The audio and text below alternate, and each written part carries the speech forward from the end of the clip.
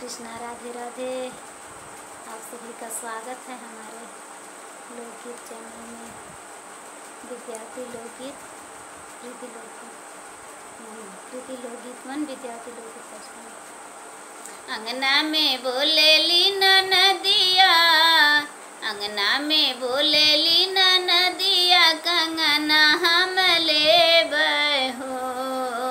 अंगना में बोलेली नदिया, कंगना हम लेबै हो।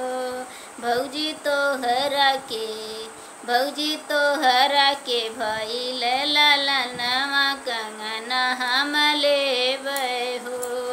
भौजी तोहरा के भइल ललनवा, कंगना हम लेबै हो। अंगना में बोलेली नदिया, अंगना में बोलेली नदिया, कंगना हम लेबै हो। अंगना में बोलेली नदिया, कंगना हम लेबै हो। भौजी तोहरा के, भौजी तोहरा के भइल ललनवा, कंगना हम लेबै हो। भौजी तोहरा के भइल ललन, कंगना हम लेबै हो।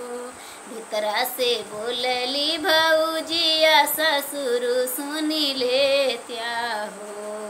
भीतरा से बोलेली भौजिया, ससुर सुनी लेत्या हो। ससुर दाई देत्या आपन बैलवा, कंगन नहीं देबै हो। ससुर दाई देत्या आपन बैलवा, कंगन नहीं देबै हो। ससुर दाई देत्या आपन बैलवा, कंगन